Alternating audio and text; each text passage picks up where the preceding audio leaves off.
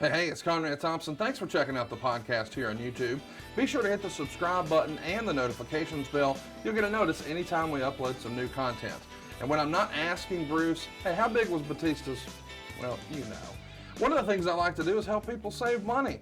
And if you're watching this video right now and you're in a 30-year loan, man, you're overpaying your single biggest bill and you may not even realize it. I want you to do a little experiment for me. Take your calculator out, multiply your monthly house payment by 360 payments. That's how many payments there are in a 30-year loan. That big scary number, that's your total of payments. You're looking at that number? You know you can do better. Keep more of your own money right now and go to savewithconrad.com. Or maybe you've got credit card debt. Man, it's not a matter of if I can save you money with that. Your average interest rate on a credit card is more than 20%. And by the way, all the interest you pay on those credit cards, it's not tax deductible. Whereas the mortgage interest, well, that is tax deductible. So if you owe this debt, it's up to you how to pay it back. Doesn't it make sense to get the cheapest rate possible and the greatest tax deduction possible? Find out how much money you can save right now for free at savewithconrad.com. You don't need perfect credit. Even scores in the 500s can be approved, and it's no cost out of pocket. But maybe best of all, we're licensed in more than 40 states. We can help more families than ever before. But how much can we save you? Find out right now for free with a quick quote from savewithconrad.com. Hey, it's Conrad Thompson, and you're listening to What Happened When? With the voice of your childhood, Tony Schiavone. Tony, what's going on, man? How are you? Always look forward to getting together with you, Conrad, as we take a look at 1986. And we got a lot of good stuff coming up. I mean, this is a great year, but what's even better than this year is being able to break bread with you guys. Wait a minute. Break bread? Break bread. We're not eating. I'm to fellowship with you guys. Man, there's the word, fellowship. That's party foul. Let me call party foul, because when you promise a fat guy food, and you kind of low-key did right there, you got big heat with me now. Yeah. Well, what's new? Hey, so I do want to say that I had never seen, and I put it on Patreon, the little cartoon with you and me. Oh, you like that? That's amazing. Had you never seen any of the cartoons? I didn't. That's not the first one, right? No, there's been a bunch. Is that the first one with me? Yes. Okay. We have shown, because Something to Wrestle was first, so we've got a bunch of old ones. So I think at this point we've had one Eric and one Tony. But yeah, we saw Cartoon JR in there and all that, but it was pretty fun over at adfreeshows.com and of course patreon.com/WHW Monday. I've got something special to show on Patreon and ad free shows as well. Is it your Peter? No, you said special. Never mind. Continue. I'm not so sure if I should show it or not. It's me dancing backstage. Well, we have to see that. Oh, you really have to see this one. Is this with Rebel? Yeah. I'm in. Yeah. By the way, I don't know if you've seen any of the clips, but I saw some clips that actually made it out public and social. But every other week we have her on ad-free shows, and she does Rebel's Happy Hour. So she literally has a webcam and starts making drinks and just starts talking to fans. And occasionally she'll have maybe a drink or two too many. Yeah. And she was just letting it rip about some of the other women in AEW. Okay. Because they're asking her, of course, in character, hey, what are you going to do when so-and-so tries to, take down your girl, Britt Baker? And Rebel is low-key the best promo in the business when she's about 3 fingers deep. My God. Just gold. Now, of course, you got to see it to believe it. I'll send you some links, but you will laugh out loud. I love her. I think she is top 5 all time. For looks and for personality. I'm just saying female personalities in wrestling. Yeah. Right. Don't get me wrong. Smoke show. Not saying that. I'm just saying in terms of, I loved Sherry Martel. Right. And so we've talked about how great she was. And even if you didn't necessarily like her as a person, boy, Sonny knew how to get heat, that type of deal. And so I think she's probably right up there, dude, because she has a personality that is just I don't know. I'm glad she's finally getting to show what she can do. And in real life, by the way, you know, we first worked together on the first Starcast. Yeah. He was like one of our hosts for the after party. I Right. got more positive feedback about her than nearly any other performer we've ever had at Starcast. She's personable. She's just good with people. Like in another world, in another lifetime, an alternate universe, she's the top salesperson in some organization. She just chose to get into entertainment instead. Right. Yeah. I agree. She's overall a great person to hang around with, and she and I have so much fun backstage. And I can imagine. So we have so much fun backstage that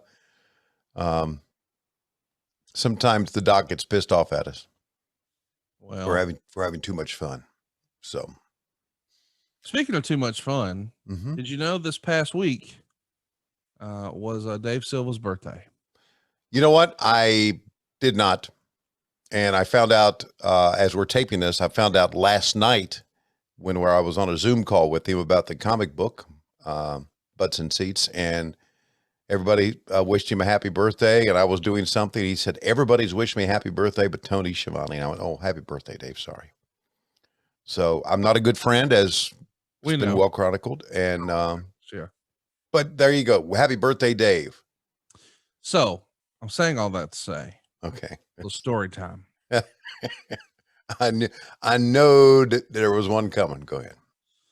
So I had to record Arn Anderson that day. Well, the day before Dave's birthday, Cinco de Mayo. So I had Rosie's come in for lunch and cater the office, and everybody was happy.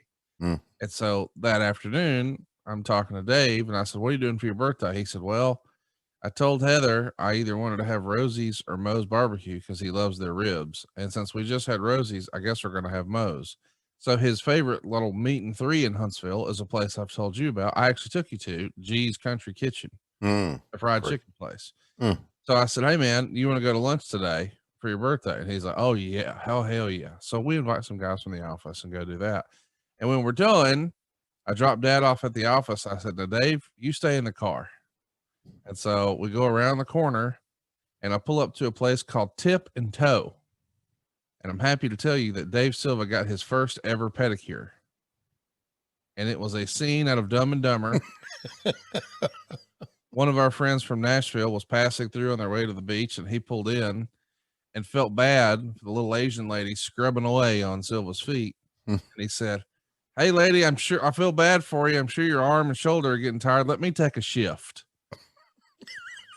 And then he said, God damn, look at the floor. This boy's down 2 shoe sizes.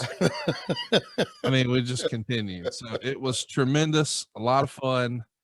And he floated out of there. I guess his wife and kids got him the new Ric Flair tennis shoes. So he just floated right out of there in his new Ric Flair tennis shoes on soft baby skin feet. And yeah, he had a heck of a time on his birthday. So when you see Silva, he now no longer has hooves. He has feet like a real boy. That's tremendous. That two morals to that story. Number one is that you are a great friend. We all know that, but a great friend. And number two, guys should get pedicures. Have you had one recently? I haven't had one in like 3 weeks, but I get them on a regular basis. It's a game changer. It's nothing like it, man.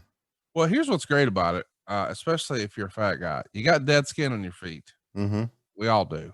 Right. But as a fat dude, you probably got a little more than you even know. And I started using a ped years ago to get some of that dead skin off. And then, cause I was like, pedicure, that's for women. Then I got one and I was like, oh, other people can do this better than you can do it yourself. Okay.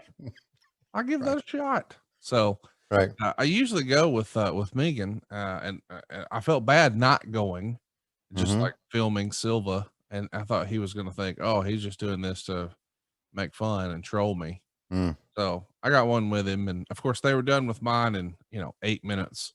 An hour and a half later, after 3 relief pitchers, they finally finish up on Silva. But you got to appreciate, he's 46 years old and it was the 25th anniversary of his 21st birthday. That's the way I described it to everybody. Anyway, they had 3 different women working on these hooves. They went through one of the little scrubber tools, had to break out a new one. But yeah, he floated out of there on silky smooth feet, which is probably another reason not to let him drive your car. They're so slippery now that the foot will just slide right off of the fucking brake. Speaking of cars, that is the segment that you saw of our cartoon, which is available now over at Ad Free Shows and of course patreon.com/WHW Monday. Several months ago now, gosh, it was maybe even close to a year ago, we told a story or drug a story out of Tony about a little snafu on a vehicle. And now it's been, I don't know, immortalized in cartoon form. Yeah. Shout out to Josh Chernoff and Fred Chernoff. Josh is the person who introduced me to his brother. Great podcast with the Blue Meanie. And of course, you can see their special once a month with Joel Gertner, also at adfreeshows.com, called This That Was Extreme. But his brother is a very talented cartoonist and cartoon coordinator, et cetera, et cetera. So we've had fun with old Fred. Well, congratulations to Fred in his talent, and that one slayed me, buddy. That one slayed me. There was one spot in there I wasn't sure if everybody would be cool with, and then I thought, he don't care. You know, I say dumb stuff on this show sometimes, and it just falls out of my mouth. But then seeing the visual representation of it, you're like, I don't know. Yeah, okay, fuck it, fine. I know which one that was.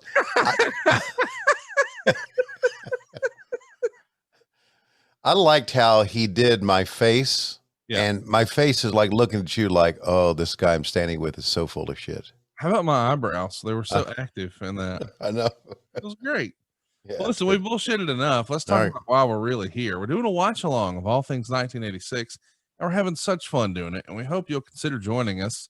By the way, I want to mention real quickly that we had a lot of people who were thinking, I'm not doing that. I can't watch along. It's not on Peacock. Well, that's not exactly the case. Can we agree? Yeah. Because there is a spot where you can go to make sure that you can, see what's going on, watch along with us. And that place, as it happens to be in the comments. So check the comments. Just saying, if you're looking for where to watch along, the comments has it. It's May 10th, 1986, and this one is a big one. I'm pretty fired up about it. I think it's going to be a good time, and I'm ready to get rolling. I get it. It's a wrestling podcast, but he's saving us money on our mortgage. Do you really trust this process? The reviews don't lie. 5-star review after 5-star review. We make it fast, we make it easy, and it's no cost or obligation. Give us a shot to earn your business. I'm telling you, you'll be glad you did, especially if you like keeping more of your own money. You don't need perfect credit or money out of your pocket, so what are you waiting for? Hurry to savewithconrad.com. It's time for our special countdown. Let's go to it this week. 3, 2, 1, play. Nelson's out. Nelson's out. There you see Nelson down. Oh! Houston.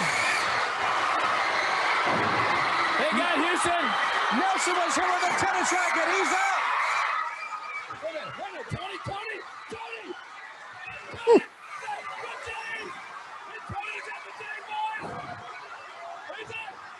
It's the James boys. Oh, Cornette! Oh, Tony, they got a rope! Bam got a rope! A news, brother. There's the angle, buddy. The forbidden angle. Can I just tell you I love wrestling? You know what I loved? What? Tony! He was, man. David Crockett was the best. You know what I loved, though? What? That was the original.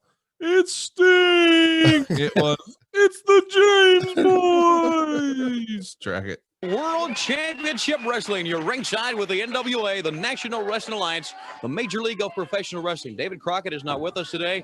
He'll be back with us hopefully next week. Let's talk about what we have coming up here today, because another exciting program, including the heavyweight champion of the world, Nature Boy Ric Flair, the U.S. heavyweight champion Magnum TA, National heavyweight champion Tully Blanchard, along with James J. Dillon. They are both here. Of course, we have the world TV champion Arn Anderson. Both he and Ric Flair will be in action together. The world tag team champions, the Midnight Express with Jim Cornette.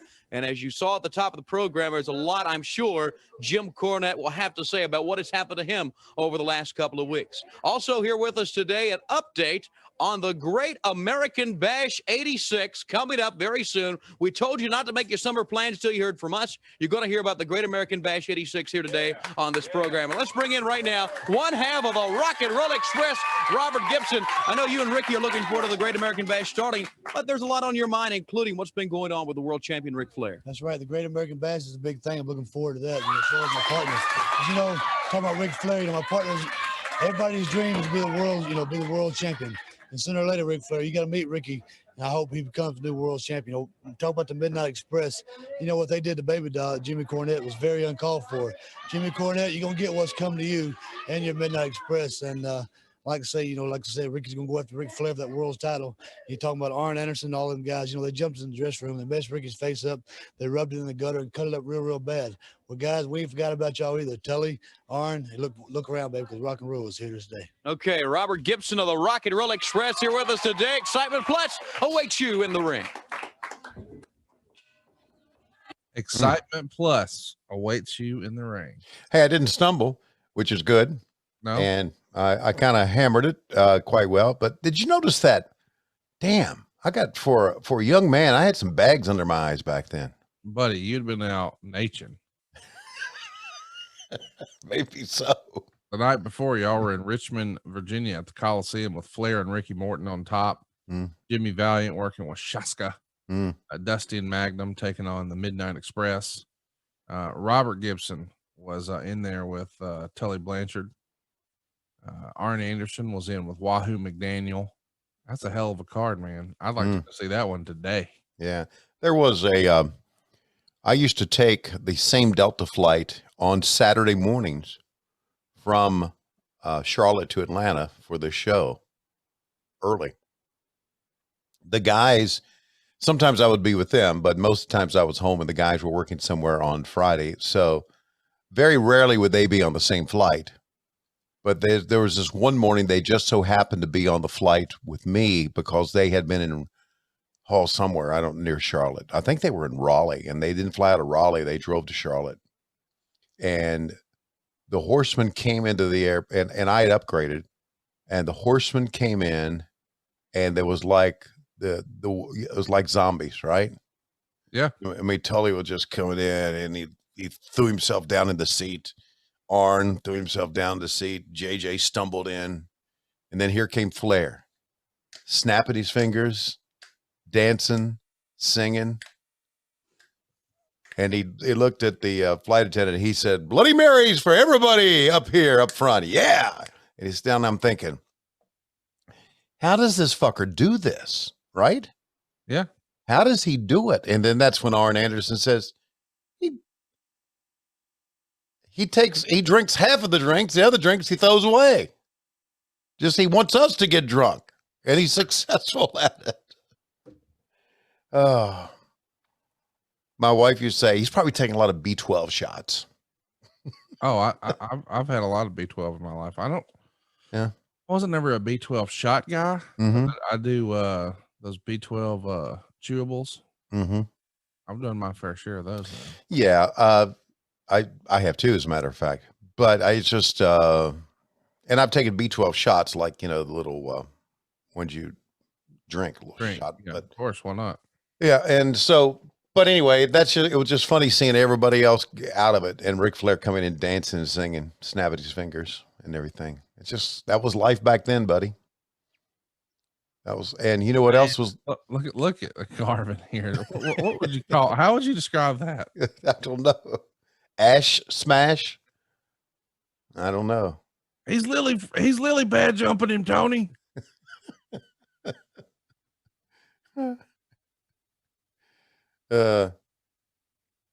Ronnie was Rick Steiner before Rick Steiner was around. Rick Steiner used to do that. Spin, look at this. Fuck off, Cesaro. See, Ronnie's just improvising here, man. Ronnie Garvin is the man. Look at all the wrestlers he's inspired, from Taz to Cesaro. Uh-huh. Oh, that's going to be all she wrote. Yeah. Not going to get up from that. Can I spin you around the living room next time you come over like that, please? Please. I'll move the coffee table. Oh, I'm sure you will. And then just let me go right in the pool. The Raging Bull.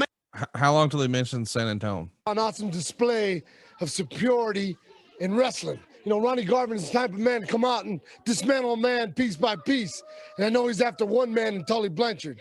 You know, there's a lot of speculation going around the country or the world or wherever it may be that Paul Jones has assembled an army to come after a very good friend of mine because he got a piece of his hair. Well, Jimmy Boogie Woogie Man happens to be a very personal friend of mine. And anybody comes after him, whether it be Barbarian, Shotska Pez Watley, or Pistol Pez Watley, as I know him, T-Joe Khan, Baron Varfraski, anybody that wants a piece of him, come to me, Daddy. Because when you come to the Bull, you're going to get the doctor. And I doctor up a lot of people, especially these loudmouth people, you know, the ugly kind that go around opening their yap but can't back it up. There's a lot of them people running around. I'll tell you one thing, Paul Jones, me and Boogie can get the job done. And I promise you one thing, you will be bald. You don't need no air conditioning for your hair this summer because you will be bald. You bunch of bald-headed geeks like you got running around now, you will be bald. You'll be missing your hair. You know, there's a lot of people in San Antonio, Texas. There it is. That I hold personal too. There's a lot of good people out there. San Antonio's always been the heart for the Raging Bull. I started there, and I plan on going back. So la corazón de todos los latinos, todos los chicanos, toda la raza van a ver. Cuando yo vengo para atrás a ser el campeón aquí de San Antonio y todos los mexicanos. You know, Tony, we got to talking about a lot of people, a lot of controversy all over the world. There's some good friends of mine, my adopted hometown of Shelby, North Carolina. And the people got a program out there that said, it's called Say No, baby. That means say no to a lot of bad things in the world. And say no to drugs. And that's exactly what I'm talking about right now. All you good people out there at the Iron Bar watching right now, and all you little kids, say no, baby, because that's the #1 destroyer of the world, besides all the other evils going around. And I'm telling you right now, the Bull says no, you say no, because it's only going to happen one time in your life, and make it the good time. Because one time in your life is all you need to ruin it. And do it, baby. When somebody comes up, you say no, baby. Big words, N-O. And that way, the Bull will always be on your side and everybody else. That way, you'll be a person in whole, not a phony person like a lot of other people run around. Boogie, the Bull is your person, and he's for real because he says no to Paul Jones and his kind and to everything else. So I'm coming to tell you people, when you say no, you can feel good in your heart because in your heart, you know that you're a better person than everybody else. And that's coming from the Bull, and that's coming from my heart. And no olvida una cosa, yo digo del corazón, y eso es lo que conta. Okay, Manny, thank you very much. Fans, we're coming right back. I could just tell your whole body language was shut the fuck up. Actually, he kind of kicked in a high gear there at the end, but when he says, when you open up a can, you got the doctor. Now, a lot of things are going on in the world of wrestling right now. A lot of them are centered around Chief Wahoo McDaniel. As you know, gorgeous Jimmy Garvin along with Precious have come out here weeks and weeks again and talked about Chief Wahoo McDaniel and the things that they would do to him. Well, another man has joined in that fight against Chief Wahoo McDaniel, and that is the world TV champion Arn Anderson. And here is Wahoo McDaniel right now. And Wahoo, I know a lot of things have been happening. There's another man in it now, Arn Anderson. I want that belt. Well, Tony, you know, there's a lot of people when you're a champion, the people, children, people want to look up to the champion and think he's something special. But, you know, you can understand a man like Garvin who takes a girl around to pull his clothes off for him, to take his tights off, and to take up his fights for him.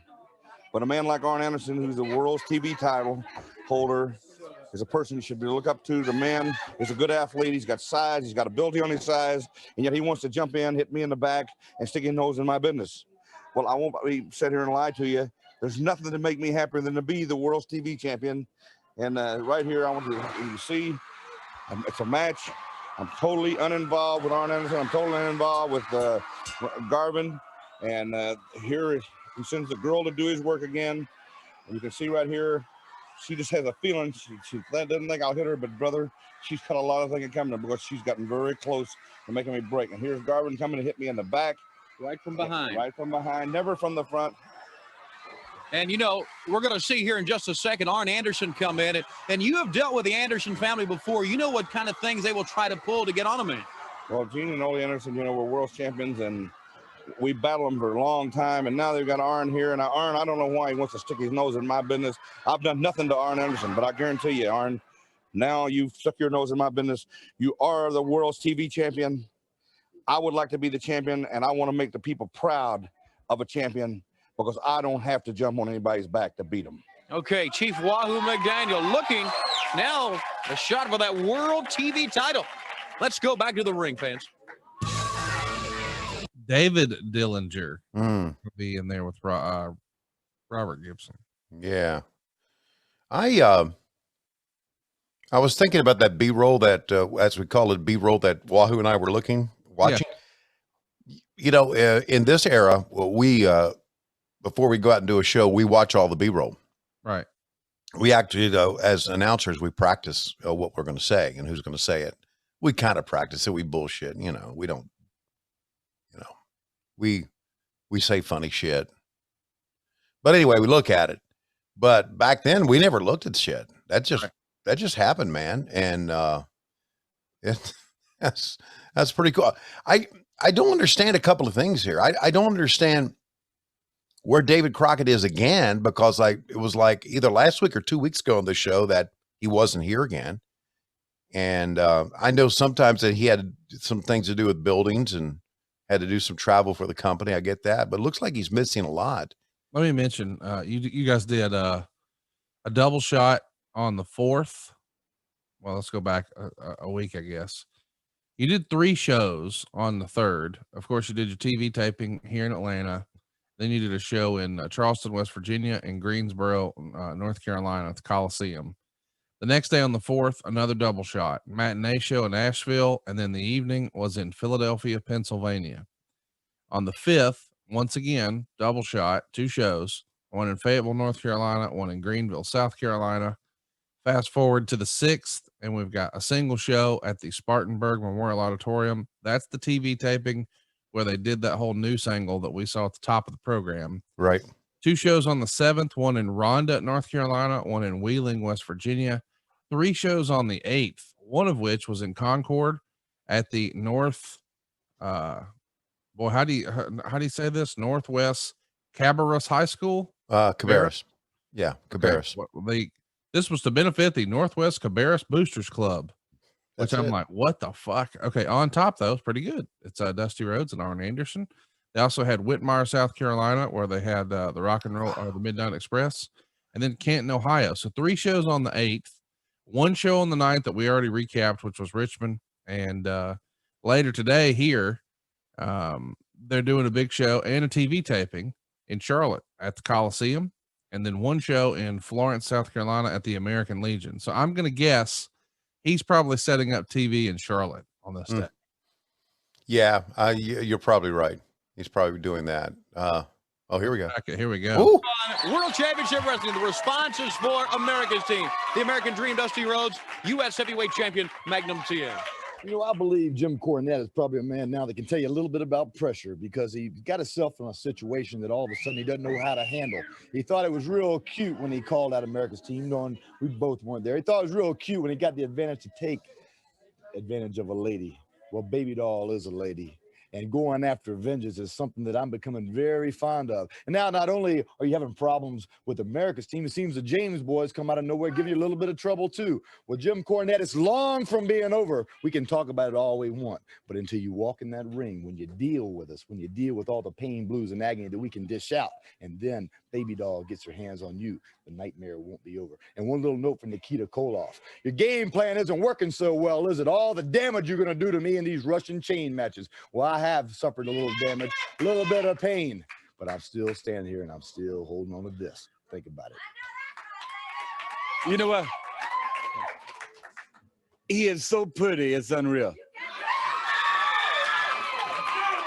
I be listening to him talk, be traveling down the road with him. I look at him, he's so pretty. some lucky girl out there in television land someday, some way, this boy gonna be hung up. You're gonna get him, and that marriage gonna be somewhere made in heaven in this country. But Dusty Rhodes and Mac and Dream, baby doll, the perfect 10. Got to know now that her boy's gonna take care of business. Gonna take care of business. Magnum TA, Dustin Rhodes, the Midnight Express, Jimmy Cornette. You go home and ask your mama tonight what it's gonna be like when the American Dream, Dusty Rhodes, and Magnum TA take the world tag team title from you. You have it no more. You have no more money. You have no more fame. You have nothing. But just what you got is a little bit of film of us or whoever they was taking care of business. Whoever they were. Okay, America's team. Dusty Rhodes, Magnum TA. Now back to the ring. You got a lot of film of us or whoever that was. That was funny. By the way, how great is him talking about one lucky lady? I know. They show Miss Alabama there too. Saw that. She was in the crowd. Yeah. She was looking pretty roll tide too. Yeah. The way Dusty started that, I was thinking, you know, Dusty may have been out all night drinking.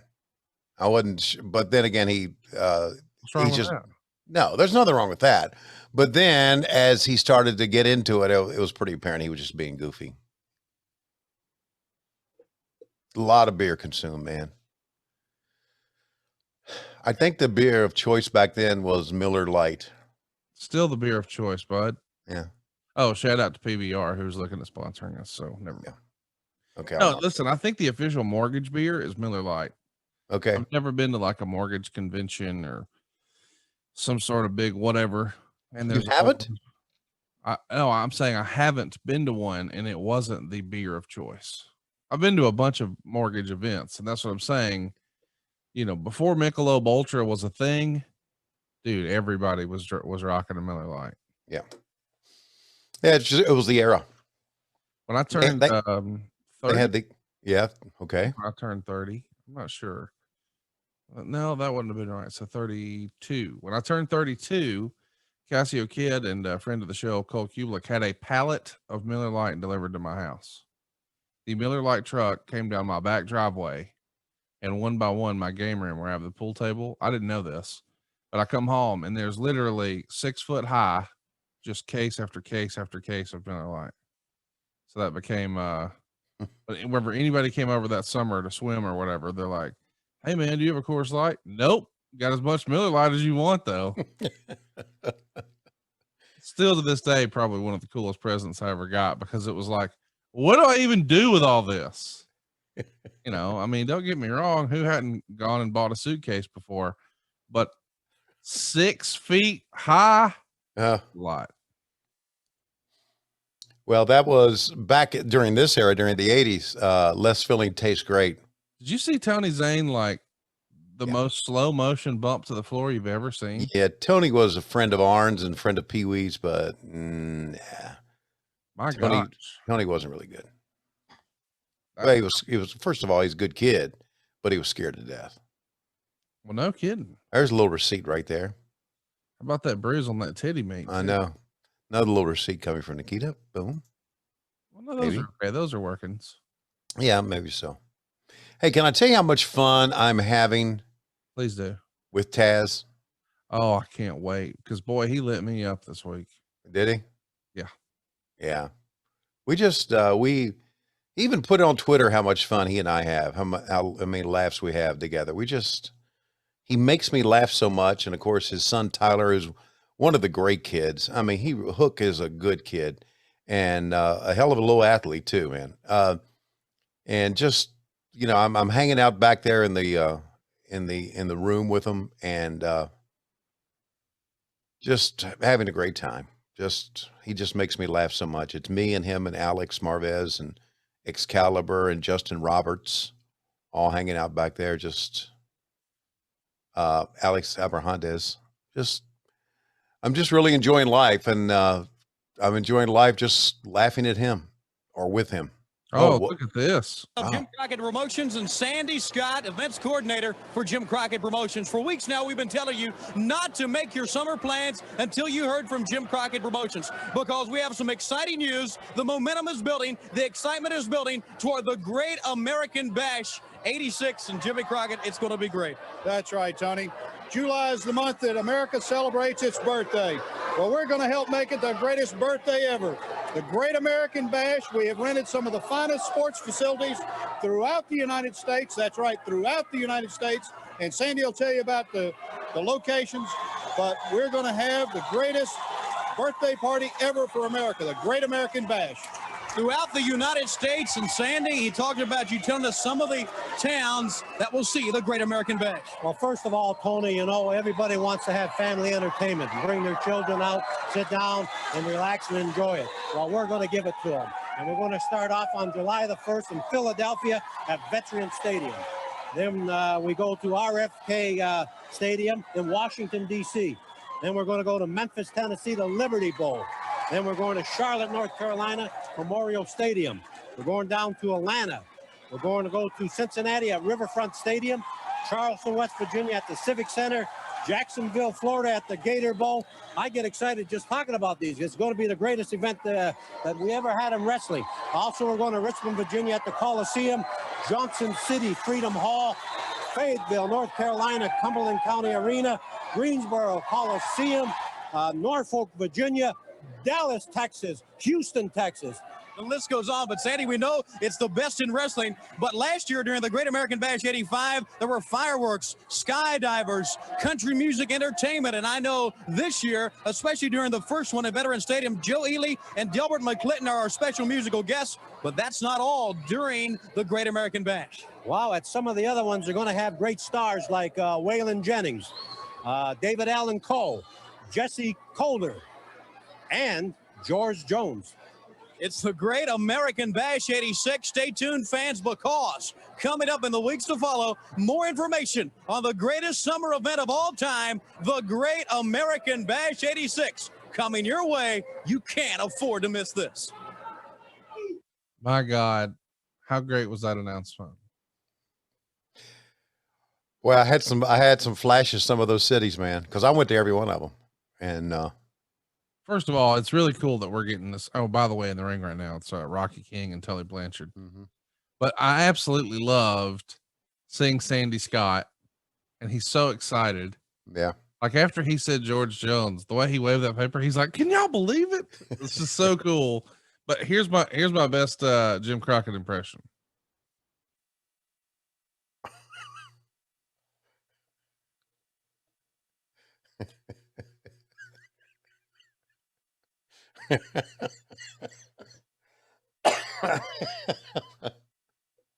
It's amazing how different he and David's personalities were. Hello. Thank you, Mr. Crockett.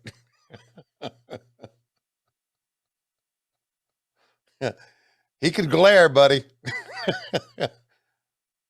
Snap out of it there. Come on.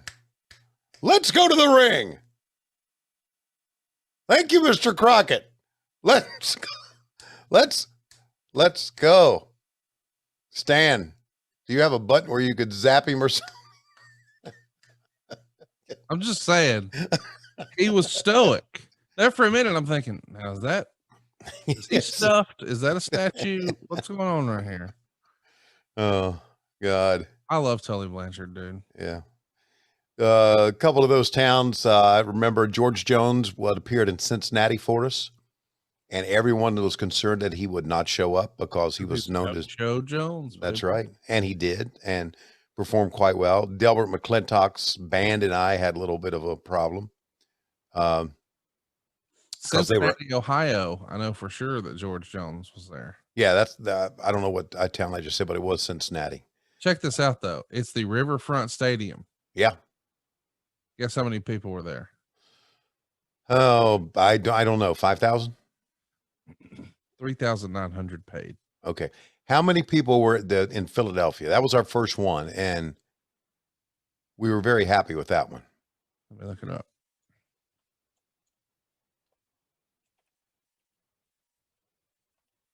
little bit of old school talk about that one. I was in the press box, and basically, in places like Cincinnati, places like Philadelphia that had wrestling commissions, I couldn't be the ring announcer, right? Because they had to have their commission ring announcer. In other words, it was a way for them to Get a payday. Yeah, get a payday, fleece you for money is what it was. And you know all about the art of fleecing. Patreon.com/WHW Monday. Well, we actually give you something. Oh, okay. They didn't give you shit. We don't have to. We don't have, but we do. They took money from us. And I don't know how. I would think that athletic commissions in states maybe are a little bit different now. I'm not sure. They're not a lot different. Okay. There's still difference. But they are. It's a hoax. Right. It's bullshit. Here we go. Okay. July 1st, Philadelphia Veterans Stadium, $215,000 at the gate. Right. And by the way, this is all from Jim Cornette's book, the anniversary edition. He would write, right off the bat, the gate for the Philly Bash had been the subject of debate for many years. Absolutely. With 4 tickets at $50 and all others $20, both Flair and JC estimated the crowd by eyeballing it at over 15,000.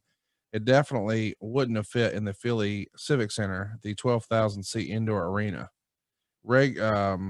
Promoter Elliot Murnick reported $215,000 for the first time in the Midnight's tenure in JCP. The top talent was openly hot about the figure reported. And speak of the devil.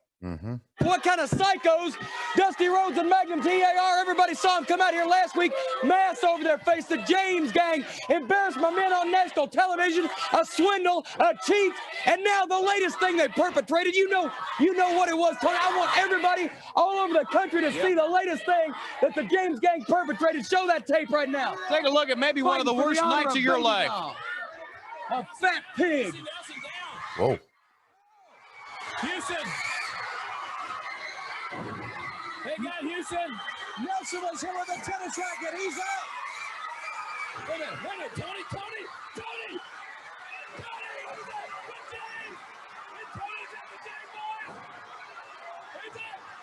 It's the James boys. Uh-oh. Cornette. Oh, Tony, they got a rope. They have got a rope. What are they going to do with him? Where are they going with Cornette? They got him. What are they going to do? They carried him. They got that rope. Tony, I'm going to go find out. I'm going to follow him, Tony. Okay, David, go ahead.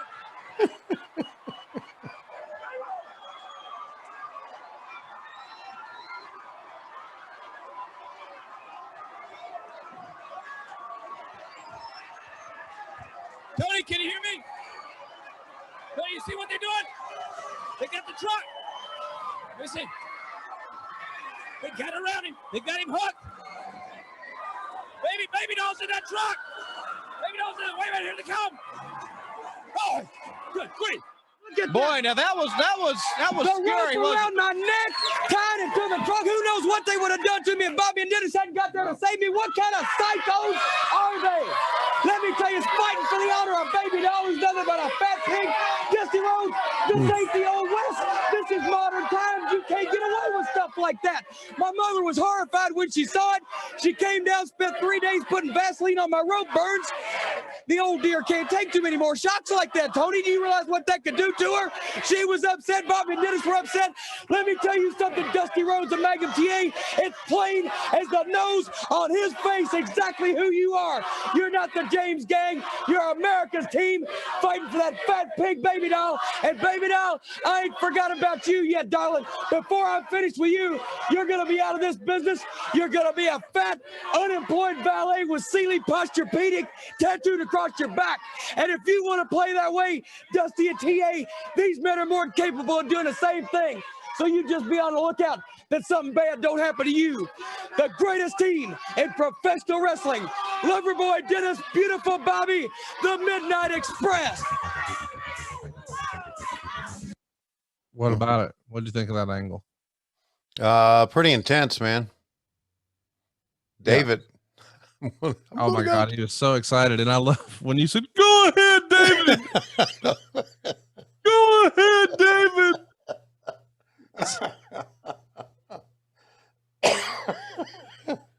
You've got my permission. It's my great honor, David, to let you run away. I'll hold down the fort. Oh God. Hey, you were talking before Jim Cornette's interview about Philadelphia. I remember it. It's one of my vivid memories of the Great American Bash. I'm in the press box, and Elliot Murnick comes up, and I said, "Elliot, this is a hell of a house, buddy." He said, "Yeah, 200." I don't remember the number you just hit me with, but he hit me with 215,000. And I remember, I'm not so sure who was with me. We looked at each other and says, "He's fucking lying." You thought it was more than that? Yeah, everybody did. And it was one of those old school things. Mulkey's dad. Mulkey's dad. This is why they love the Mulkeys. Now, Tony Zane wouldn't take a bump like this, would he? Let's track it. Team is what you've got mad at you. That poor man might not get up again, Jim. I don't care. He took that high five, Tony. Well, the last one I got was from one of the James boys. My gosh, dude. The bump through the ropes and the suplex on the floor. Wow.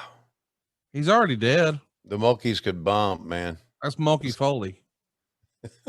Anyway, keep going. So they said 215, and we all thought he's lying. Bullshit. Yeah, bullshit. He's lying. And I remember how mad Tully was. Of course, Tully was very outspoken, but how mad he was in the locker room afterwards. And this was the one where it almost got shut down too.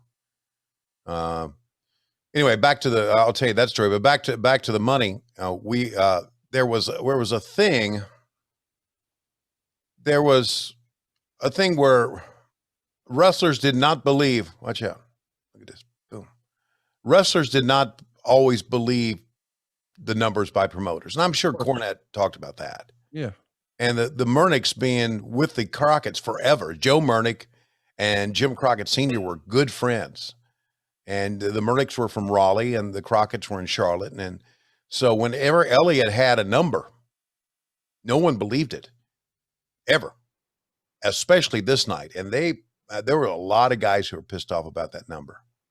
And I'm sure Cornette talked about it. I mean, you read about it there. Also, that was the night that somebody bled early, and the one of the members of the athletic commission, big tall guy, jeans, cowboy boots, silver hair, slick straight back, really was arrogant. I mean, we had seen him a lot of places in Pennsylvania, in the Philadelphia area, at Philadelphia before, and he just bolted in the locker room and said something to Dusty about Dusty being bleeding or something, or somebody bleeding. And Dusty basically threw him out of the locker room. And he was going to shut us down. And I was down there when that happened. And I remember Jimmy Crockett says, "Listen, we need to talk this over. You can't shut us down. There's something we can do." And I remember him saying, "No, you're shut down." He walked out. Well, they chased him down and they worked it out, and we were able to continue with the show. They were going to shut the show down right then. And I never will forget Doug Dellinger telling me, and I was talking to Doug afterwards, said, "Doug, man, what would have happened? What would we have done had we have to go out and announce that this show's been shut down by the Pennsylvania Athletic Commission?" And Doug very coolly said, "Oh, he wasn't going to shut us down."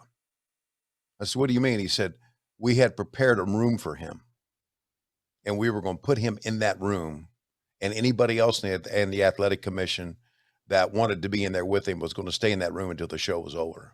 And I had made sure of that along with our security people that night, which to me would have been a better story had they put him in a room. And you just had an armed guard? Yeah. Or would they have had some concessions in that room that distracted him? I didn't know. No, he was going to be armed. He was going to be barricaded, according to Doug. Now, I don't know what the really plan was, but Doug was, big deal back then. And anyway, I thought it was cool. I thought it was Go ahead. quite a night. It was quite a night, many levels.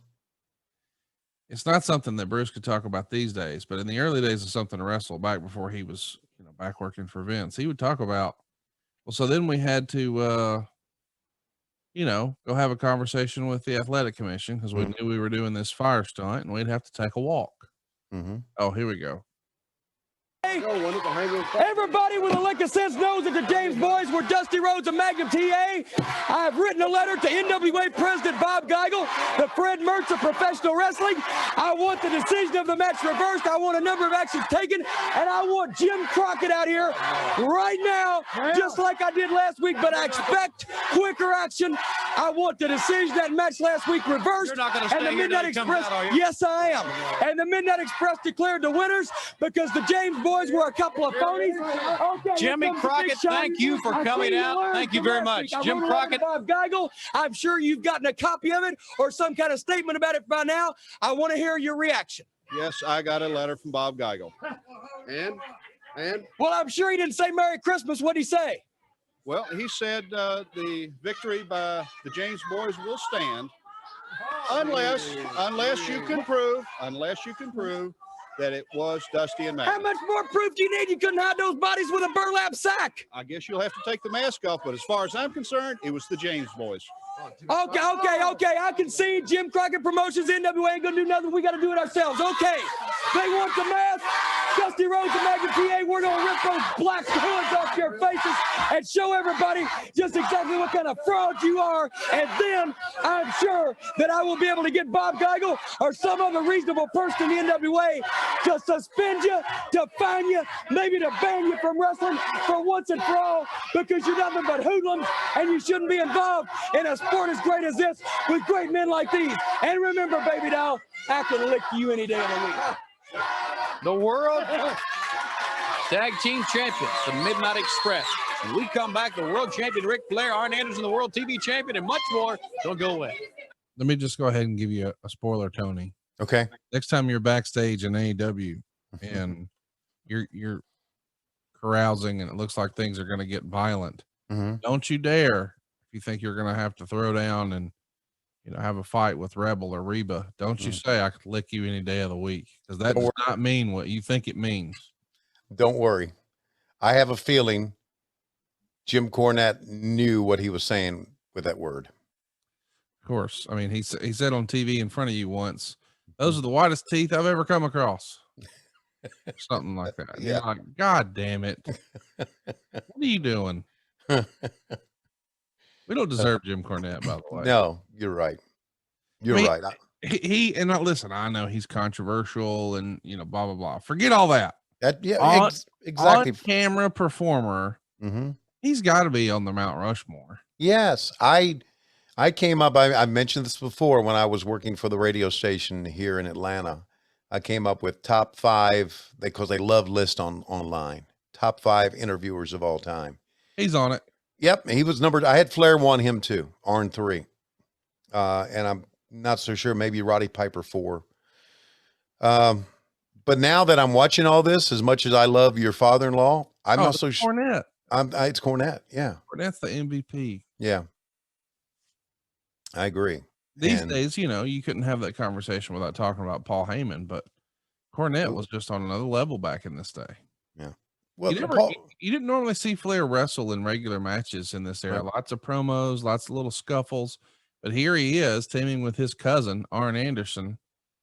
Combined, they've probably consumed 112 Stoli Sea Breezes this week. Yeah, and maybe 100 of them the night before. Man. Yeah, they're in pissed off mode now. Hey, got a question for you. Yeah, go ahead. Have you had a chance to check out My World with Jeff Jarrett yet? I have not. What's the holdup? That's when guys come into a bank and say, we were going to take all your money. I hate you. Well, our first episode is called The Hold Up. Okay. I The famous hold up. Yes. And you get a lot of context to it. And I'd like for you to listen and just give me your 2 cents. I'm going to this week. I'll tell you, I think I've got a unicorn on my hands. Ah, You know, like if the Young Bucks go out and just have the match of the year, yeah. when you could say to yourself as you're watching it, well, God dang, this is the match of the year. Much like, you know, that tag match last year at Revolution. You're like, oh, well, that could be match of the year. Right. Then you get online, and no matter how good it was, there's a certain contingent of just what we would call haters. They're going to shit on it just cause, right? Yeah, right. I haven't found anybody who shit on Jeff Jarrett's podcast yet. And I've been looking hard. I'm trying to find it. Haven't found one person who listened to it who didn't like it.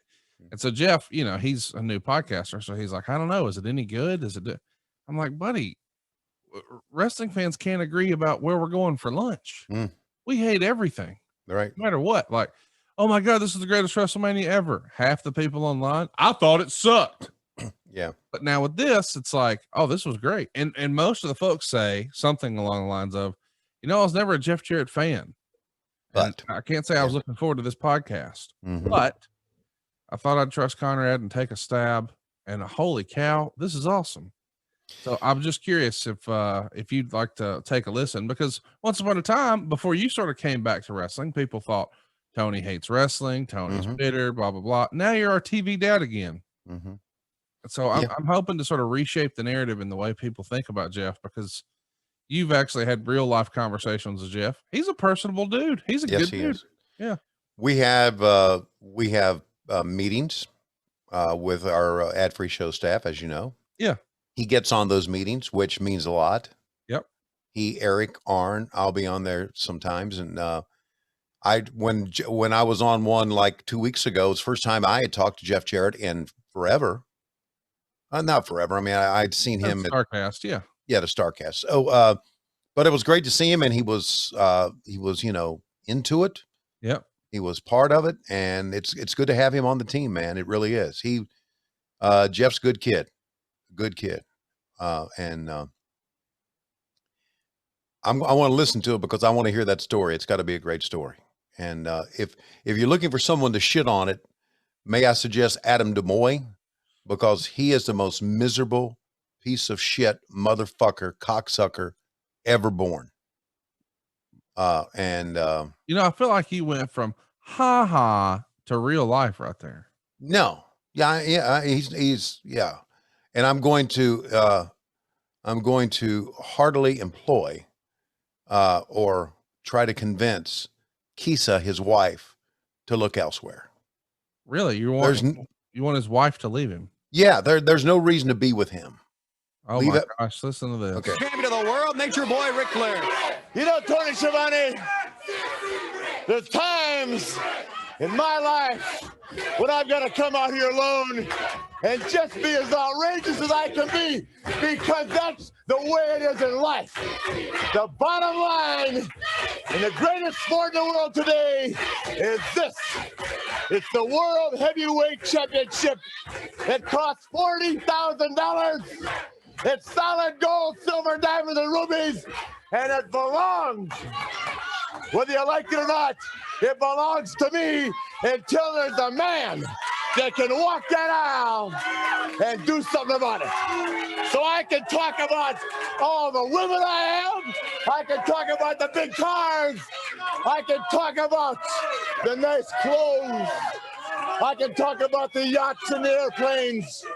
You know why I can talk about that? Because I'm the world champion. And Ricky Morton, you poor little thing. You poor little thing. If you think that walking through life with a bunch of teeny boppers in training underwear gets it done, you're sadly mistaken. Because for every teeny bopper that's got it for you, baby, there's 24 big girls that got it for me. You know why? Because I'm the champ. And whether you like it or not, I'm going to be the champ for a long time. just got back from laying in the sun in Myrtle Beach, South Carolina. And Tony Schiavone, if you don't think I wasn't driving some women wild down there, then you don't call me Ric Flair ever again. Now we're talking about the legendary Arn Anderson, the world television champion, Tully Blanchard, the national champion. You're talking about Ric Flair. You're talking about Cornette and the Midnight Express. You're talking about the Koloff. And you're talking about winners. Let me say one more thing. Morton, sooner or later you're going to be history. So I broke a Dusty Rhodes leg. I beat up Ricky Morton. The next thing on my agenda is right here. As the man is my witness, I'm going to beat up one of the Road Warriors just to show you people how tough Ric Flair can be. What's causing all this stuff, girl? What's causing all this? That's the man, the heavyweight. Mine is what's causing all this, huh? Go for it, Tony. Tell your wife I said hello, guy. The heavyweight champion of the world, Nature Boy Ric Flair. Don't you dare go away. How about tell your wife I said hello? That little piston action. Yeah, you know what? I got to thinking there, and when he mentioned Myrtle Beach, hang on a second. What we got? Wrestling. Here's the Boogie Woogie Man, Jimmy Valiant. All right, baby. With a new shirt. I want you to read what it says right there. Pistol Pez Watley will be a bald-headed geek. And I want to tell you something, baby. If I took this shirt off and turned it inside out, it would say, before the bash, Pistol Pez Watley, nobody touch my wig, not even my own Pepe. And I got two choices for you, Watley. You got two choices. One, disappear. Two, get a haircut from Willie or myself. I don't have no army, you see, but I got a one-man wrecking crew. Willie. And Willie, I love him like my brother.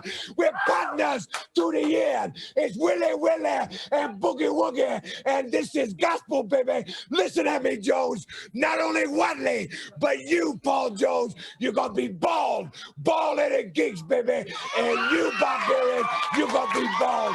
And you, Mr. Roscoe, you're going to be a geek.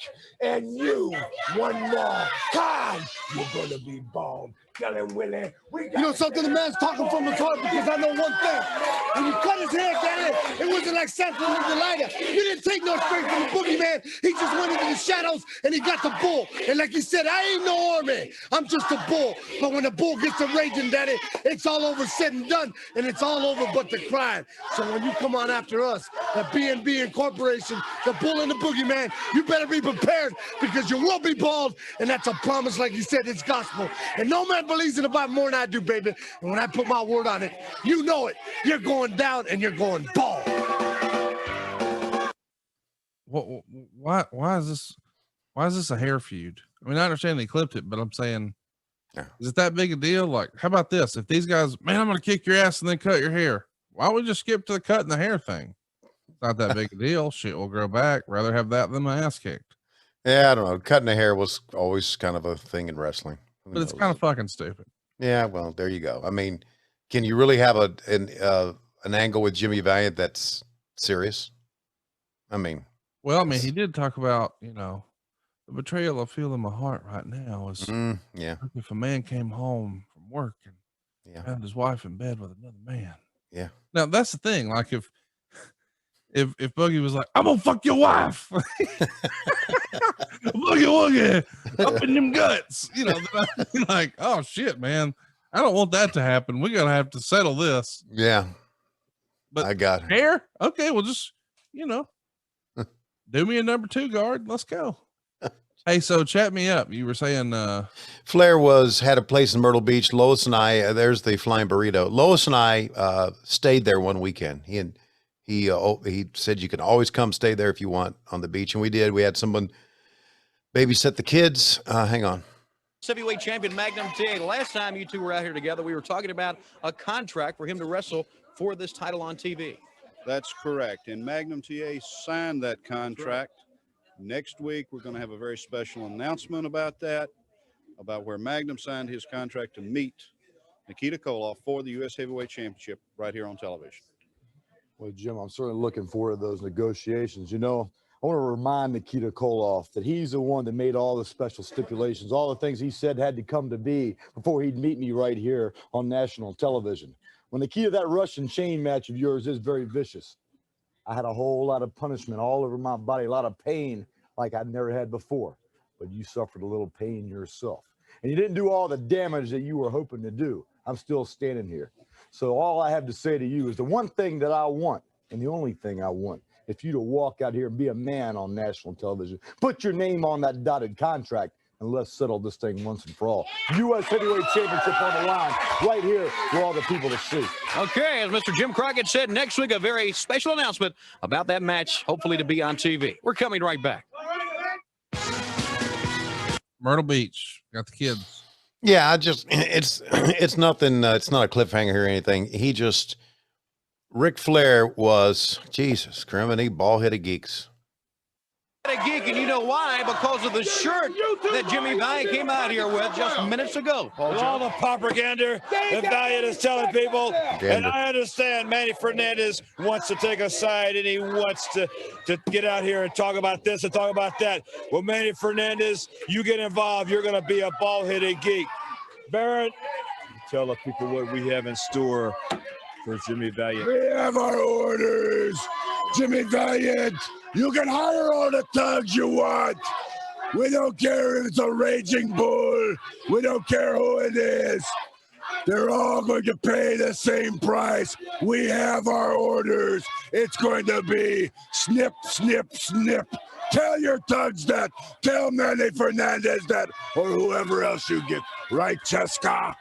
That's right, man. And let me tell you what this is. This is just happening on what's going to be happening to you, Jimmy Valiant. And you, Manny Fernandez, I'm going to tell you what, he ain't nothing but an off-brand colored boy anyway. And I'm the one that said it. And I'm going to tell you another thing. If you think that you're going to make this pretty hair up here, I got news for you, sucker. I ain't going bald. I ain't going bald. I got good hair. You the one with horse hair. I'm going to take it all off. And Manny Fernandez, I ain't never one of those Chihuahua dogs, but my dog needs a little hair too. And I'll get some from you, sucker. Paul Jones and his army with us here today on World Championship Wrestling. It's going to be done. Valiant, let's go get somebody. Let's go get him. Let's just show what we're talking about. All right, Paul Jones has instructed his men to go to the ring. How about Pez called the shot there? Wow. He put the mic in front of Paul Jones. Josko's like, let's go show him. Let's go do it. Like, no, we're not doing this. Because you can tell Paul Jones was like, I'm going to bullshit. Wasn't planning on talking. Didn't think about this. Thank you, Pez. By the way, Pez is the dude, and I need you for Halloween. Promise me that you'll get a top hat and a bow tie and a jacket with tails like that and do a show here on WHW. Just wear that outfit. I'll put on the Wahoo headdress. You put on the Pez outfit. Let's do it. Okay, if I'm alive during Halloween. Wait. Are you in poor health? No. Well, what's going to happen? But at my age, you just never know when it's around the corner. It's 5 months from now. Yeah. Hey, so just very simply, when Flair mentioned Myrtle Beach, I wanted to just touch on the fact of, in real life, how generous he was back then to me. He still is in real life. Just one of the most generous people out there. And here I had known Ric Flair for at most 3 years. And he was a big reason that I was doing that. And being able to let Lois and I stay at Myrtle Beach whenever we wanted to on his dime was just a big deal. He had a condo there, right? Yes, had a condo, and we stayed there. And I know we did it once. I think maybe we went out there twice. And how was the condo? It was nice. It was very, very nice. And it was, I think it was beachfront too. Of course. Yeah. What else would he do? Yeah. I think he's a fucking mark. He's the world champion. Yeah. Sorry, I disparaged your family name. No, I'm just busting balls, dude. Come on, you know. So yeah. So we're getting ready to announce the best of 7. That's exactly right. That's coming up. Yep. So got a fun Ric Flair story for you. Okay. When we first started traveling together, it's 2013, 14, whatever.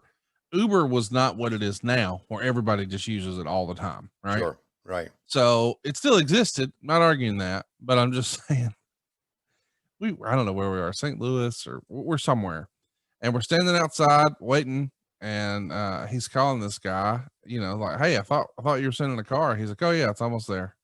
So he's like, okay. Well, we're out front. We're in front of so-and-so, whatever the, we're gate, whatever the shit. So we're waiting. This car pulls up, window rolls down and says, get in. And Rick just starts laughing. Yeah, get the fuck out of here. And so the guy's like, no, seriously, I'm your ride. And he's like, no, I got a car coming, buddy. Thank you though. Appreciate you watching. And he's like, no. So-and-so sent me, whoever the promoter was. And Rick's like, what? And the guy says, yeah, I'm supposed to pick you up. He says, the world champion doesn't ride in Kias. So get a fucking town car, get a Cadillac, come back. He's like, no, I'm not a car service. This is an Uber. He's like, I don't care what your name is. Get out of here. So I was like, no, Rick, this is our car. He's like, Conrad, I'm not getting in a fucking Kia. I'm not doing it. So then when you were like, I think it's beachfront. I'm like, yeah, no shit. It's beachfront. The world champion doesn't vacation Bayside. The world champion vacation beachfront. Oh, God. What do you think Ivan's saying here? So they going to cover the best of 7 series? Well, let me tell you this.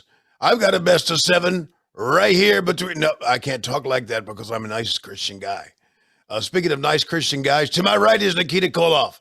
Not only is he going to take that Russian chain and put it across your neck, Magnum TA, but he will go on to save you. That's right. He'll kill you, then he'll save you, and then you'll be a better person for it. See that Russian chain? That Russian chain was used to tie up. Well, never mind, because he's a good Christian boy. And the fact is that here, Miss Alabama is watching in the stands, and she's watching Nikita, and you know what she's probably doing? Like most of the women out there in the USA, hog watching. That's right, hog watching. Ivan, because hogs from Mother Russia are bigger and thicker, more girth. And that's why I have them tight up against this singlet of mine.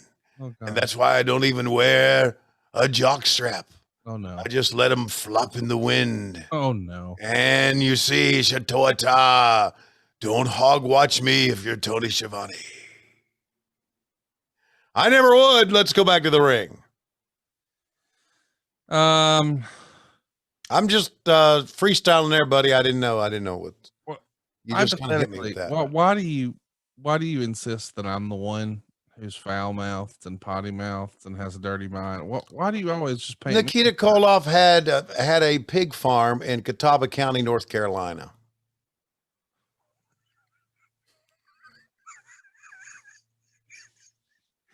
You are a legendary bullshitter, and I want you to know, like in the movie The Grinch, my heart just grew 3 sizes, and not from obesity, but from being so proud of you. That was such a quick pivot and off the cuff bullshit. I loved it, dude.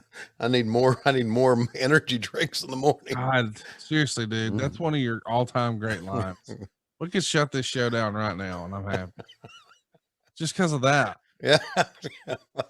You just never know what I'm going to say. There's a brain buster. They're going to end it quickly because I think this is the end of the show, basically. Yeah, we got maybe one little promo or segment to wrap it up. Yeah. We're going. Didn't exactly get all that. No, he didn't. Oh, spray the air pressure, spray the air. You know what? It'd be funnier if you just did it. Yeah, really? Yeah. I can just spray the air pressure, spray the air. Yeah, Tony Schiavone coming out here talking about hogs. Don't talk about hogs when I'm here because I'm a family man, if you know what I'm saying, Tony. But I want to talk about Chief Wahoo McDaniel. Chief Wahoo McDaniel, you may have been a legend, but let me tell you right now, you are any more legend than the girl next to me. And you see, here's the deal. Most of the guys go out a little bit at night and get a little bit of, you know what, but not me, because I'm married and she travels with me all the time. You know what Tony Schiavone once said? Yeah, he said, when I go out at night and I'm on the road, there is a 1 in 2 million chance that I'm going to get some. But when I bring my wife, the chance is 0. So here's the deal. Wahoo McDaniel, I got her to my side. She's a beautiful woman. We ain't doing no hog watching. We're not going to Catawba County, North Carolina and watch Nikita Koloff's pig farm because you know why? I don't want to be saved. I don't need to be saved. I'm going to be a great pilot. I'm going to have a job. I'm not going to have to go every place and sign pictures and put up trinkets and sign autographs to make my money, to make my living. I'm going to be a pilot. And once the pandemic's over and the airplanes are full and all the idiots that go on vacation are in my airplanes once again, then I'm going to make more money than I've ever made before. Guarantee it. Thank you very much, Tony Schiavone. Wrap me up. Get this over with. All right, I got to talk again. Okay. I don't want to talk again. I don't want to talk about being saved. I don't want to talk about hog watching. I don't want to talk about Wahoo McDaniel. I want to talk about the fact that we were big stars in world class, big stars in AWA. Almost said AEW. That didn't happen yet. Yes, AEW is what he said, and we'll see you next week. Jim Crockett, Virgil Runnels, Tommy P. Edwards, Wayne Daniel. We haven't heard you talk about Alice Aerith before. What Yeah. about Alice? Alice was a very quiet lady and just did her job and was very nice. And she's the first person introduced me to Mellow Mushroom Pizza. Oh, that's cool. Yeah, I'd never heard of it before. I said, man, this is great pizza. Where from? She went Mellow Mushroom. I said, what? Mellow Mushroom. They had them in Atlanta. They didn't have them in Charlotte at that time. So, and now they're everywhere. What about Tammy Miller? Tammy was pre Terry Runnels or Terry Boatwright. As a matter of fact, I think I'm still friends with Tammy on Facebook. Of a very big girl, not only tall, and was very, very nice. I liked her a lot. Big blonde, flowing hair. You kind of called her fat there, but you meant tall. Yeah, she was. I mean, she had a big frame. She wasn't just tall and skinny, you know. I mean, she's big boned. Yes, big boned woman. Yeah, kind of. I would say the size of Baby Doll, Nicola. Yeah. But yeah, here's the trick on that. If you're a bigger framed lady, like Megan's probably 5'10" or something. Sure. You got to get with a tall dude. You got to get with a big boy. So like when Megan's with me, Megan looks normal sized. But like if Megan was dating you, she looks like she could dunk over you. Well, she probably could. Well, when Lois and I first met, that's the way it was too. She was bigger than me. But Lois has shrunk. Yeah, you shrink a little bit when you age. I don't know that you know this, but Megan used to play basketball like in high school and college or whatever. Wow, didn't know that. And so she used to talk all kinds of trash about how she could beat me in a basketball game, and blah blah blah. And I was like, oh, okay. Mm-hmm. And so the first time we were in, it became fashionable in bars to put like arcade machines and stuff again. Yeah. So there was a bar in Charlotte, North Carolina when we were first hanging out. And she's like, oh, I'm going to beat you in this. And I'm like, what? So I come around the corner and ta-da, there it is. There's one of those arcade basketball games. Right. Beat the shit out of her. So it's like, Yeah. What do you mean say? Like, yeah. Don't you have one of those in your house? No. Okay. That's a good idea. I mean, I might get one now. Mm-hmm. You mentioned it. Hey, I'll tell you off air. Okay. Did something kind of fun. Think you'd like. I love fun, believe it or not. Oh, we joked a few weeks ago about me getting a plane. I want you to know I'm not getting a plane. No, you're all concerned. Thank God. That means I'll still be a happy man every 7th day of the month.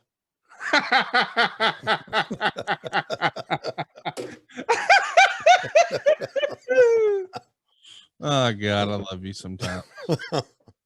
Well, listen, this was fun, man. And I want to mention that we've got a lot of fun stuff coming down the pike. If you haven't already, I want to encourage you to go check out adfreeshows.com. We had a phenomenal opportunity to catch up with both Jim Ross and Eric Bischoff, and we clicked record. And I think it's one of the funniest things we've ever recorded for adfreeshows.com.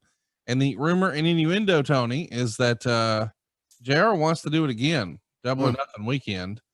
He's encouraging me to come down and get an Airbnb that's not in Timbuktu and click record and do it again. I think he wants some more BLTs. He wants some more chicken nugs. He wants some more Moscow mules, and he wants to just rant and rave and make you guys laugh.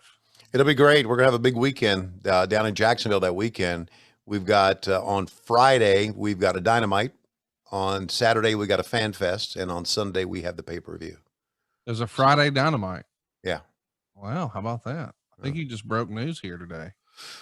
Okay. Well, I'll take that out. I mean, maybe not.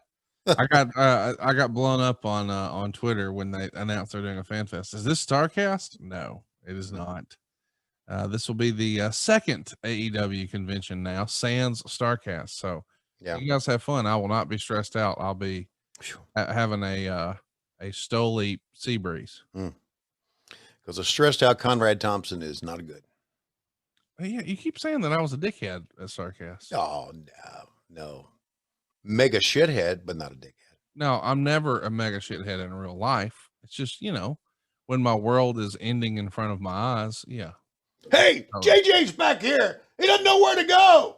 God, would someone come and get him? Yes, we've already told that stupid motherfucker where to be.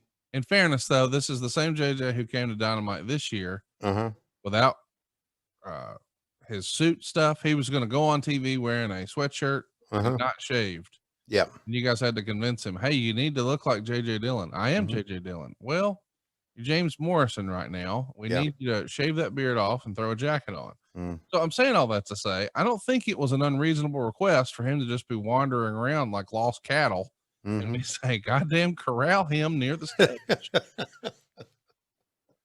Oh man. He also told me when I saw him earlier, he said, are we doing autograph signing? Is this a fan convention? And I said, sit down, JJ. Somebody will come and collect you here in a minute. See what I'm saying? Yep. So don't get frustrated with me. Get frustrated with James A. So, all right, here's your to-do list today. Let's run through it. All right. Number 1, go fuck yourself. Okay. That's first thing every day. Number 2, listen to My World with Chef Jarrett. Okay, My World. Number 3, tweet about how much fun you had laughing with Eric Bischoff and Jim Ross at adfreeshows.com. Okay. Number 4, tweet about how much you love the new cartoon that's available at patreon.com/WHW Monday. Anything else? 5, send Conrad a PayPal. Put the pen down. You were writing it all down. I said, send Conrad a PayPal. You just dropped the pen. No, not doing that. Okay. PayPals come to me from Conrad. They don't go from me to Conrad. Right. Yes, they do. Is it just me, or was this an extra short? What happened when today? For some reason it was. The show was only 1 hour and 2 minutes. It's normally 90 minutes though. Huh. So it's weird that we got cut down to size today. Yeah, well, there you go. Can I ask Anything you a else? question? Yeah, go ahead. Did you know Jim Ross was pissed off? Oh, I did not. Well. Oh, hang on now. You're walking it back. I know Jim is surly about a lot of things. What's the latest? I don't know. I really don't. Okay. Do you know what it is? What was he surly about with you most recently? Let's compare notes. Has something to do with action figures. Oh, I didn't know that, but let me check. Yes. Well, goddamn, Tony, there's been 19 fucking series of AEW figures, not one Jim Ross. Got more Twitter followers than all these motherfuckers combined. Should we emblazon him in plastic? You know, been on TV, been the voice of this shit for 40 years. God forbid they fucking, put a little cowboy hat on one of those motherfuckers. And Tony, you never even had a figure, have you? Hell, the figures you got's the ones you draw, them stick figures of you and Reba.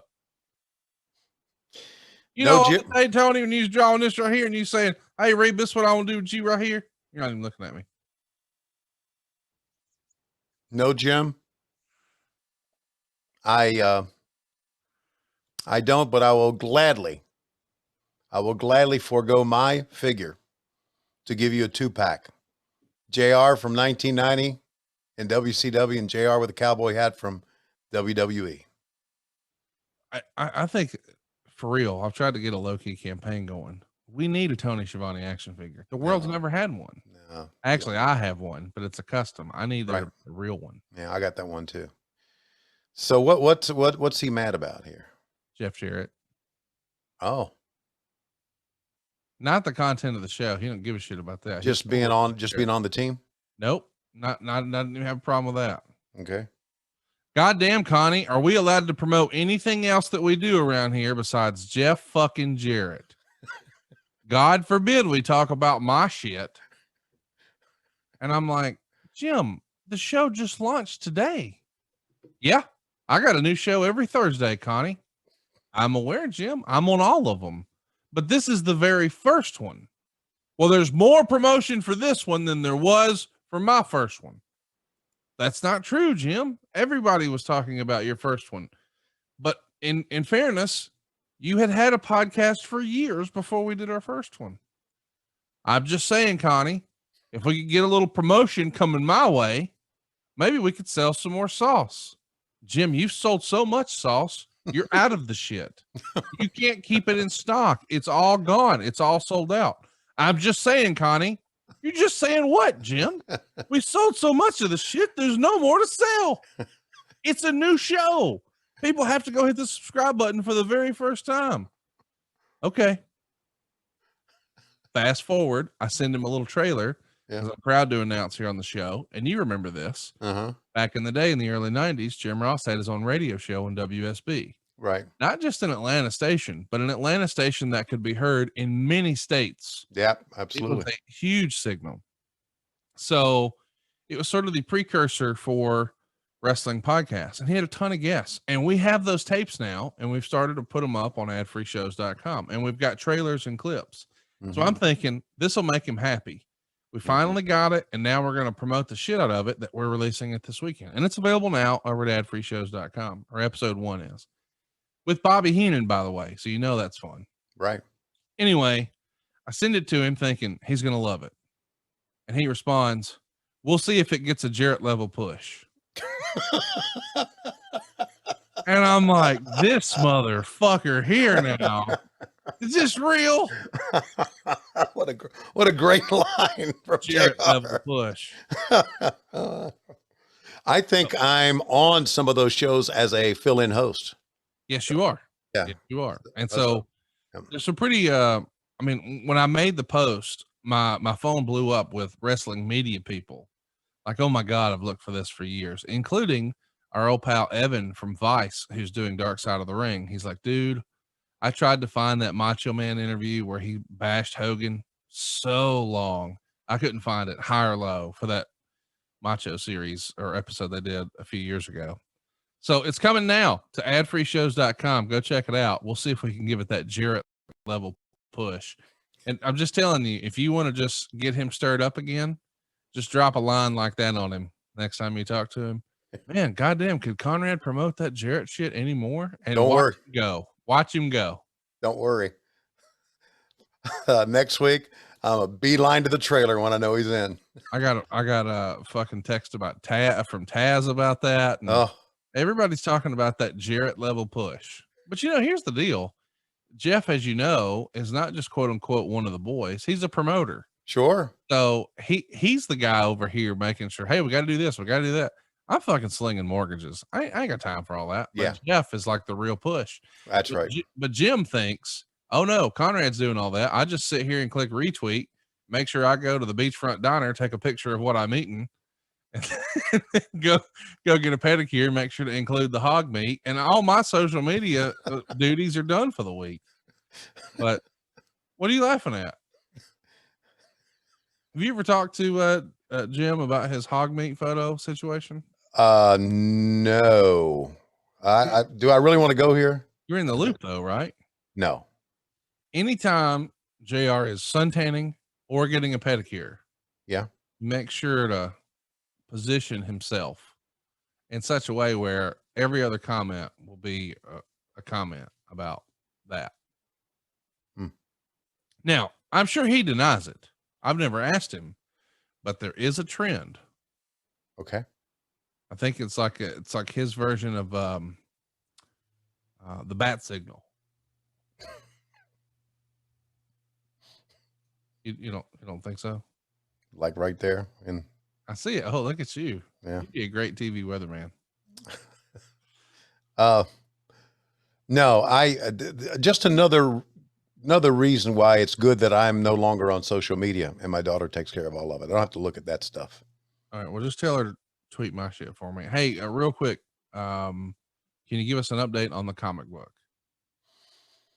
Comic book became the all-time biggest Kickstarter for wrestling and comic book. I think we ended up doing over $137,000 when we were looking for 20,000. There's some other things that Dirk sent me about it. I think it's the biggest Kickstarter that Source Point Press has ever done, which is our publisher. It's going to come out this fall. I think it's going to coincide with the New York Comic Con, which is in October. So it's going to come out in October, and I hope to be going to the New York Comic Con for that, and just beyond all, way beyond what I thought it would be. And congratulations. Thank you. Thank you for being a part of all this. Thank you again. And I wanted to say something else about it, and I can't remember what I wanted to say. But we got some, now things are kind of getting back to normal. The reason I know that is that I was in the airport flying, and now they don't do every other seat. Everybody sits together. Yep. And all the dumbasses going through the airport now, who should be taking the bus or on the airplanes. So anyway, so it looks like the Comic Cons are going to be getting back, and we're looking forward to releasing that. And it's going to be, I believe it's going to be distributed in bookstores by Simon & Schuster. So I think the best is yet to come for this. That's exciting, man. Well, congratulations. Thank you. And you can still pre-order at buttsandseatscomic.com. You can still pre-order there. Kickstarter's over, but you can pre-order your editions and check out some other things from Source Point Press. I never thought I'd get involved in comic books, and I've been telling Dirk and Mike Dawkins and Dave and Dorina, who's our team, that we need to do a follow-up with me as a superhero and a cape. Or we could do one with Jim Ross. I mean, maybe we could get that Jarrett level push and really make some fucking money. Hey, real quick, I wanted to ask your opinion about something that I got in a little trouble with recently. I guess I got three things. I want to talk about radio, and I want to talk about Dark Side. Okay. But before I do, I want to see, did you watch the A&E biography on the Macho Man Randy Savage? I did not. Do not. Do not? Do not. Oh, boy. It's a piece of shit. Is it really? Yep. They normally talk about, hey, look at how great we are. Look at how great our guys are. Look at what a history this is. Blah, blah, blah.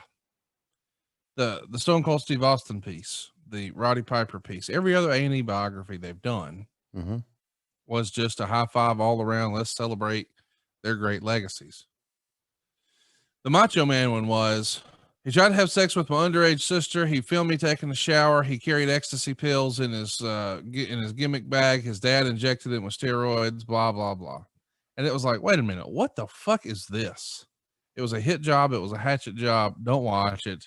Now, here's the thing. I'm all about the dark side of the ring. This is not that. Based on the context of what the other episodes were and what WWE always does, it felt very out of left field. I'll be curious to see, since Dana Warrior is now on the payroll, what they do with the Ultimate Warrior episode. Because if they tell the truth, he's getting gut and quartered. But they probably won't. and it'll be another puff piece, which will make me even more angry about this Randy Savage one. So don't fucking watch it. I won't. As a matter of fact, I don't have much time for A&E anyway. So don't worry about me watching. I wonder if the success of Dark Side of the Ring. Oh, I'm sure that's what it is. And here's the thing. Different people put together every episode of biography. So it's not the same group. I think the outfit who did the Piper one, who did the Savage one, thought, let's be controversial. Let's get some eyeballs. Let's get some attention.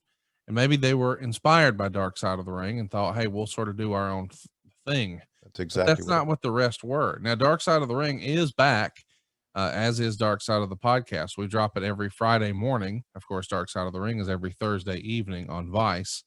And they just launched this past weekend. We saw Brian Pillman, a 2-hour special, and it was the third highest rated episode ever. I think Owen Hart beat it, and perhaps one other.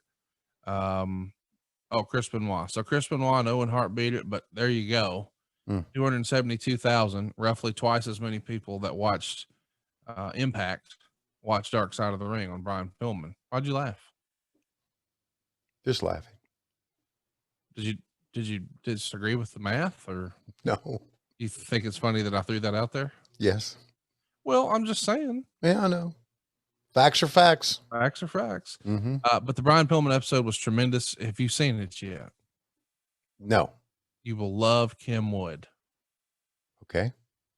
You should watch it. I'm going to. Just for Kim Wood. And let me tell you this. I know you think a lot of Brian Pillman Jr. Yeah.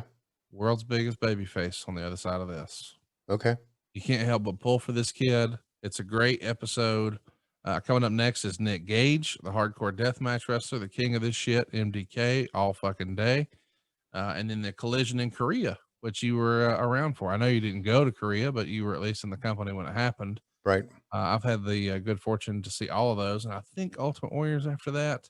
I'm not sure, but I know that there's going to be a lot of great stuff coming up this season. So stay tuned if you haven't already to Dark Side of the Ring. And then last but certainly not least, did you know that Eric Bischoff is now a radio host? I didn't know terrestrial radio was still a thing. It is still a thing. Okay. And KODI in Cody, Wyoming. So Cody and Cody, Bighorn Basin, as they like to call that area of the country. Every Wednesday night. Wow. Eric Bischoff and I are live on the radio taking your calls at fortheheat.com. So it's sort of a social proof, a proof of concept, a social experiment. We're trying something. Whereas everybody in radio is running the podcast. Got a couple of podcasters who are going to try their hand at radio. So if you haven't already and you'd like to troll Eric Bischoff, you can do it Wednesday nights at fortheheat.com. Call the toll-free number and shit all over him if you'd like. Please don't curse. I'm sure you will if you're out there. By the way, I just think that congratulations on that. Podcasting, what we do, and radio are similar with the exception of a couple of things. We can't really be as vulgar. Yeah, we're not going to have you on talking about hogs or anything like that. Okay. You can't be as vulgar, and you have to pause for commercial breaks that the local radio station never sells anyway. So well, you still got to pause for them. Hey, this is brought to you by the Ad Council. I want to mention before we get out of here, congratulations. AEW was #1, not just in the wrestling sort of things, but #1 on cable. And they even beat a couple of broadcast networks in total viewers. Congratulations, dude. It's a big day for AEW. Yeah. And I think to celebrate, you guys are probably jumping up and down on mattresses all over the place, right? That was a very fucking low blow. What? No, when I get that was excited, a very fucking low blow. When I get excited, what are we gonna do? Knock him off the top onto concrete? I would rather you just not fall off of stuff anymore. Okay. I think the old school in you, and I know you can't comment, so you can just be quiet while I say what you're thinking. Why are we doing the war games if we're getting out anyway? Why is there a top on the cage if we're getting out anyway? I thought the whole point of a cage match was to stay in. Now, you're an old school wrestling fan, so I know that's what you're thinking, even though you can't legally or financially say it. But I just wanted to bust your balls because, and here's what's great too.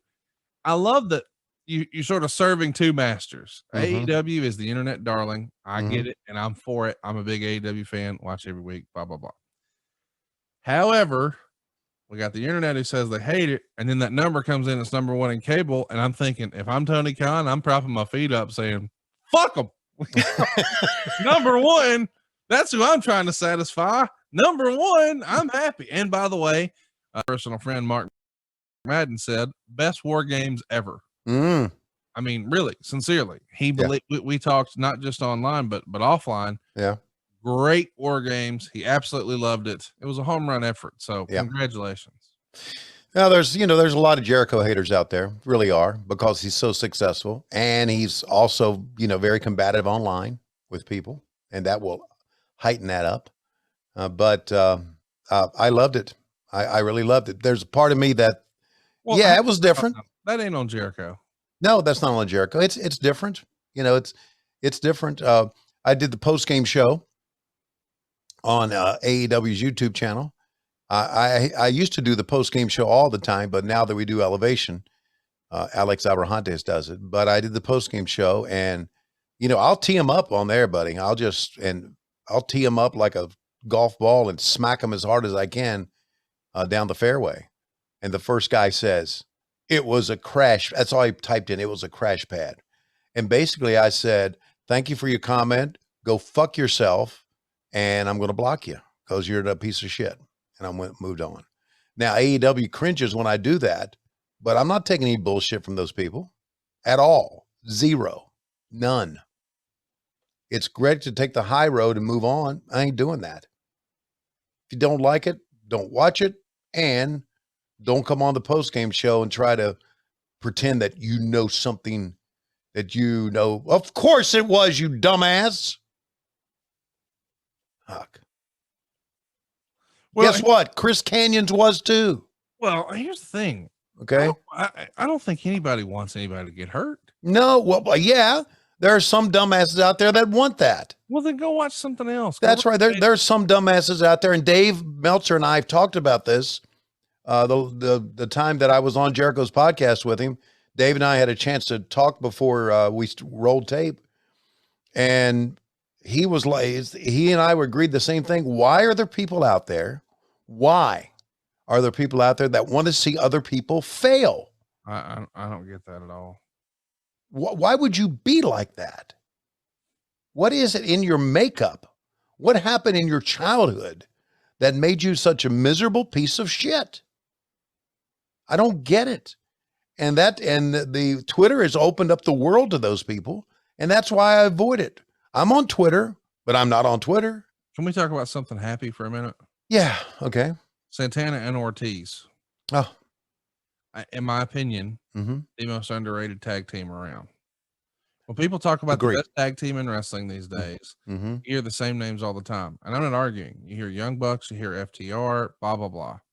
Right. I think Santana Ortiz, they need more TV time. They need more promo. Every time you put a mic in those guys' hands, they exceed expectations. Yep. Their facials, their in-ring work, their presentation.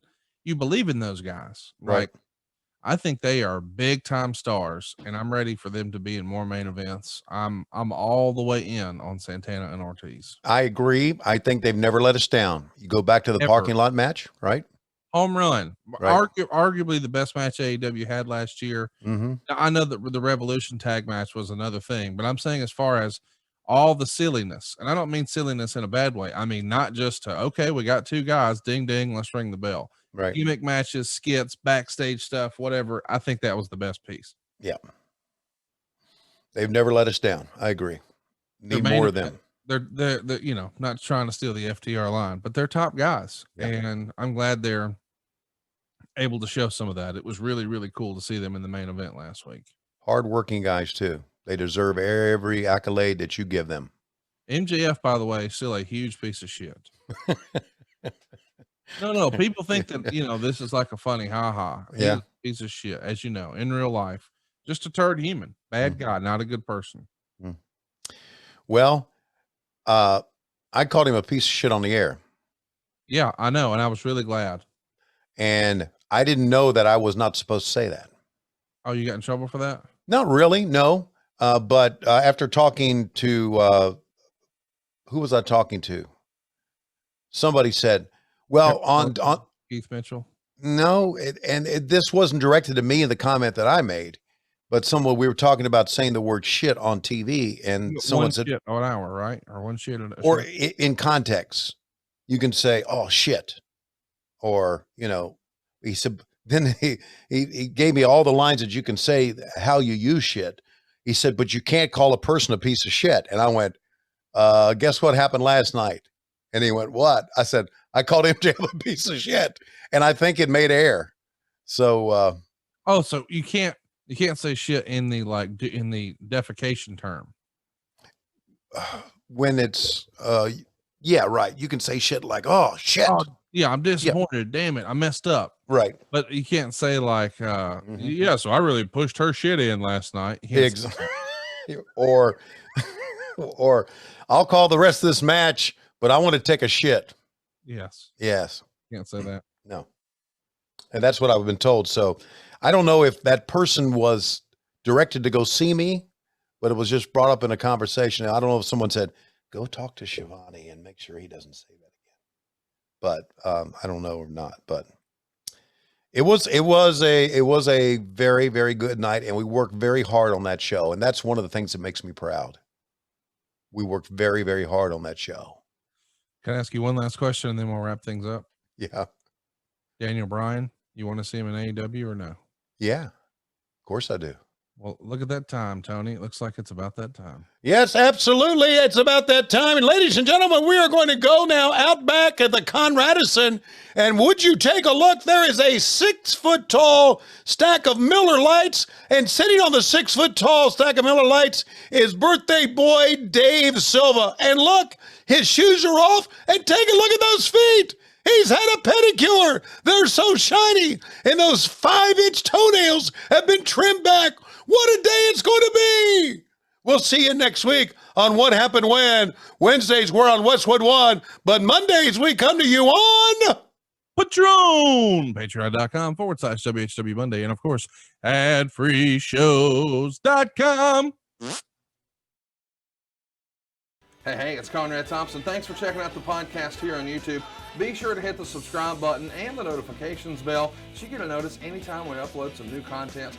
And go save yourself some money right now. If you're in a 30-year loan or you have credit card debt, it's not a matter of if I can save you money. It's a matter of how much. Find out right now for free at SaveWithConrad.com.